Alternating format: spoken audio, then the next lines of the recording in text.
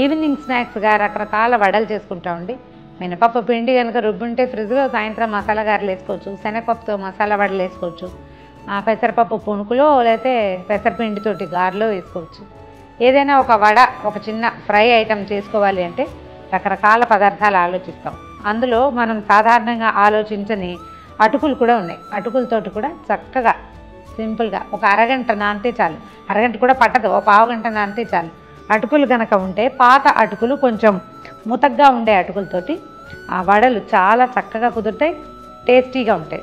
ఎక్కువ ఇంగ్రీడియంట్స్ కూడా ఏం లేవు, జస్ట్ అటుకులు ఉండి ఓ 3-4 స్పూన్లు పెరుగు, ఓ 3 స్పూన్ల బియ్యపిండి ఉండి, ఓ ఉల్లిపాయ, కాస్త కొత్తిమీర ఉంటే చాలు, చక్కగా వడలు వేసేసుకోవచ్చు. ముతగ్గా ఉన్న అటుకులను తీసుకుని ముందు శుభ్రంగా నీటిలో వేసి కడిగేయండి. దీనికేం కొలతలు ఏం లేవు, మనకు కావాల్సిన క్వాంటిటీని బట్టి ఎన్ని కావాలి, ఎంతమంది ఉన్నాము అనే దాన్ని చూసుకుంటే పిల్లలకి ఈవినింగ్ స్నాక్ అయితే ఓ 2 కప్పులు వేస్తే సరిపోతుంది. ఓ పెద్ద కప్పుతోటి అటుకుల్ని మంచినీళ్ళు పోసి శుభ్రంగా బాగా 3-4 సార్లు కడిగేసి తర్వాత నీటిలో నుంచి తీసి పిండేసి పక్కన పెట్టుకోవాలి. ఏంటంటే తడి తగిలేసరికల్లా అటుకులు వచ్చేస్తాయి, చక్కగా తెల్లగా వస్తాయి. మేము ఎర్ర అటుకులు తీసుకున్నాము, రెడ్ పోహా అని దొరుకుతుంది, అది కాకపోతే మీరు మామూలు అటుకులు కూడా తీసుకోవచ్చు. ఈ పైనుండే ఇసుక దుమ్ము పోయేలాగా 2-3 సార్లు కడిగేసరికి మెత్తగా అయిపోతాయి. మనకి ఒక అరగంట 20 నిమిషాలు అలా ఉండగలిగేటట్టయితే ఇలా వదిలేసి వాటితో తర్వాత మనం పిండి కలిపేసుకుని వేసేసుకోవచ్చు. ఒకవేళ లేదు ఇప్పటికిప్పుడే మనం కడగ్గానే కనుక వడలు వేసేసుకోవాలంటే శుభ్రంగా మిక్సీ జార్లో వేసేయండి, ఇది మెత్తగా అయిపోతుంది. ఆ తర్వాత మిగిలినవి కలిపేసి వడలు ఒత్తేసుకోవచ్చు. మొత్తం నీరంతా పిండేసి మనం ఒక చిల్లుల పళ్ళల్లో వేసామనుకోండి నీరు పోతుంది కానీ పూర్తిగా వదిలిపెట్టదు. అందుకని పిండితే ఎక్కువ బాగా క్రిస్ప్గా వస్తాయి అన్నమాట, తడి ఎక్కువ లేకుండా. ఒక పావు గంట సేపు మూత పెట్టి అట్టపెట్టి తర్వాత ఈ అటుకుల్ని మెత్తగా మనం గోధుమ పిండి ఎట్లా పిసుకుతాం అట్లా చేతి కొద్దీ పిసికేసేయండి బలంగా. ఇది మీ వల్ల కాదనుకుంటే ఇంకా మిక్సీయే, మన వల్ల అవుతుంది అనుకుంటే ఇలా చేయొచ్చు, బాగుంటుంది.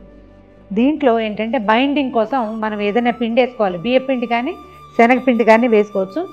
శనగపిండి వేస్తే ఏమో కలర్ బాగా వస్తాయి, మంచి గోల్డెన్ బ్రౌన్ కలర్ తొందరగా వచ్చేస్తుంది. బియ్యపిండి వేస్తే కొంచెం లేత రంగులో వస్తాయి, కాకపోతే శనగపిండి సూట్ అవుతుంది అవ్వదు, కొంతమందికి సరిపోదు కదా, అలాంటి వాళ్ళు బియ్యపిండి వేసుకోవచ్చు. ఈ కప్పు అటుకులకి ఒక 3 టీ స్పూన్ల బియ్యపిండి వేస్తున్నాను. పిండి ఈవెన్గా కలిపేయండి. తర్వాత 1 టీ స్పూను జీలకర్ర, ఒక 4 పచ్చిమిరపకాయలు, అల్లం పచ్చిమిర్చి జీలకర్ర ఒక మాట దంచేసి వేసుకోవచ్చు, డైరెక్ట్గా ముక్కలు, ఇది పెద్దవాళ్ళ కోసం కదా ఇట్లా ముక్కలు. ఒకవేళ చిన్నపిల్లలు ఉంటే ఊరికి కొంచెం అల్లం పచ్చిమిర్చి వాసనకి 2 దంచి వేయండి, కనపడకుండా కలిసిపోతాయి. తర్వాత కొంచెం అల్లం ముక్కలు. ఇది ఈవినింగ్ స్నాక్గా బాగుంటుందండి. అంటే డీప్ ఫ్రై ఐటమ్స్ అంత హెల్దీ కాదు కదా అని చాలామందికి ఒక ప్రశ్న ఉంటుంది. నిజమే, కానీ మనం డీప్ ఫ్రైలు అవి తినకుండా ఎక్కడ ఉంటాము? ఎప్పుడు హెల్దీ ఐటమ్స్ అవి తినగలమా? తినలేము. మనకేదో వర్షాకాలము లేకపోతే ఈవినింగ్ ఎవరైనా గబుకున్న ఫ్రెండ్స్ వస్తారు, కొంచెం బాగుంటుంది ఏదైనా తింటే, అలాంటప్పుడు ఇంకా తప్పనిసరిగా ఇవి చేసుకోవాల్సి వస్తాం. బయట నుంచి కొనుక్కొచ్చిన డీప్ ఫ్రైడ్ ఐటమ్స్ కంటే బయటికి వెళ్ళి తినే వాటికంటే మనం ఇంట్లో చేసుకునే ఫ్రైడ్ ఐటమ్స్ ఎప్పుడూ మంచివే, ఏం అనుమానం ఏం పడక్కర్లేదు.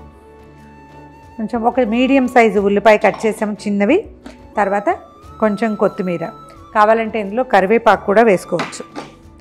ఇప్పుడు ఏం చేద్దామంటే దీనికి రుచికి సరిపడా ఉప్పు చూసుకుని వేసుకోవచ్చు. దీంట్లో క్యారెట్ కూర కొంచెం కలుపుకుంటే పింక్గా బాగుంటుందండి. సో దీంట్లో ఏంటంటే ఒక 3-4 స్పూన్ల పెరుగు. ఇప్పుడు ఇది ఎండాకాలం కదా, కొంచెం పుల్లటి పెరుగు వేసుకుంటే ఎక్కువ రుచిగా కూడా ఉంటుంది, పెద్దగా నీరు అవసరం ఉండదు. ఈ పెరుగు లూజు దీనికి సరిపోతుందన్నమాట. పిండి చక్కగా ఈవెన్గా కలిసిపోయిందండి. పిండి కలిపి పక్కన పెట్టుకుని స్టవ్ మీద ఒక మూకుడు పెట్టుకుని నూనె పోసుకోవటం. తర్వాత ఈ పిండిని మనం చిన్న వడలాగా తట్టి నూనెలో వేసుకోవటమే. మూకుడు ఆన్ చేసి నూనె పోసేసుకుందాం ఇందులో. ఇది డీప్ ఫ్రై ఐటమేనండి, షాలో ఫ్రై చేయడానికి అంత బాగా కుదరదు, కాకపోతే పొంగదు ఎక్కువగా, అంచేత మనకి సరిగ్గా సరిపడా పోసుకోవచ్చు. కాస్త వెడల్పాటి దాంట్లో పెట్టుకుంటే మనకి వీలుగా ఉంటుంది. నూనె కాగే లోపల ఈ పిండిని కాస్త చక్కగా చిన్న వడల్లాగా తట్టి పెట్టుకుందాం. ఇది గారె కాస్త నూనె చేయి చేసుకుంటే ఏంటంటే ఇది చక్కగా వస్తుంది, నీట్గా నున్నగా వస్తాయి. తడి చేయి చేసుకోవాల్సిన అవసరం లేదు. తడి చేసుకుంటే ఇది పిండి వదిలేస్తుంది, తర్వాత నూనె ఎక్కువ లాగేస్తుంది. అడ్జస్ట్ చక్కగా సరి చేయటము, వడల్లాగా తట్టేసుకోవటం, అన్నీ చేసి పెట్టుకుని ఒక్కొక్కటి వేయించేసుకోవచ్చు.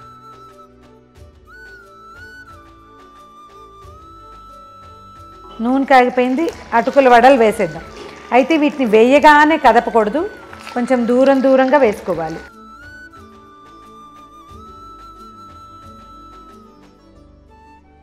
ఒక 6-7 వేసుకుంటే సిమ్లో పెట్టి నిదానంగా వేగనేది. ఈ పొగ ఆగే వరకు ముట్టుకోవద్దు. పొగ ఆగిన తర్వాత అప్పుడు కదిపితే సరిపోతుంది. మామూలు వడగలకి ఈ అటుకుల వడలకి ఒక చిన్న తేడా ఉంది. ఇది కొంచెం ఎక్కువ టైం తీసుకుంటుంది. నిదానంగా వేయించకపోతే లోపల క్రిస్ప్గా ఉండదు. శనగపప్పు వడలు అయితే క్షణాల్లో వచ్చేస్తాయి, దీనికి కొంచెం టైం పడుతుంది. వేగిపోయినాయి చూడండి. మనకి వేగిన గుర్తు ఏంటంటే అవి చక్కగా స్విమ్ చేస్తుంటాయి నూనెలో. స్విమ్మింగ్ స్టేజ్కి వచ్చినాయంటే తీసేయడమే. ఇంకా కొంచెం ముదురు రంగు కావాలి, ఇంకా క్రిస్ప్గా ఉండాలంటే మరి కాసేపు అట్టు పెట్టాలి, కానీ లేకపోతే అవసరం లేదు. చూడండి,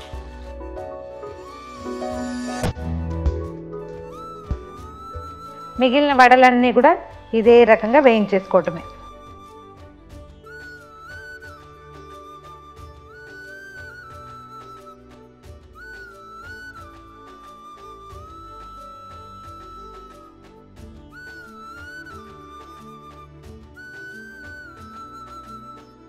ఇదిగోండి మన కరకరలాడే అటుకుల వడలు.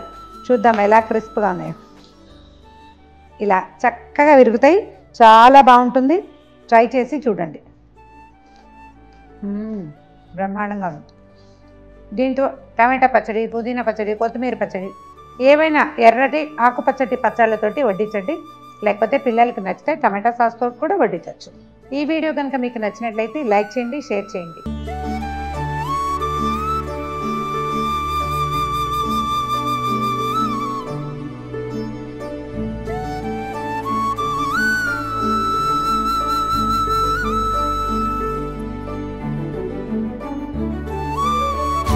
సుమన్ టీవీలో మీ పర్సనల్ అండ్ బిజినెస్ ప్రమోషన్స్ కోసం కింది నెంబర్కి కాంటాక్ట్ చేయండి.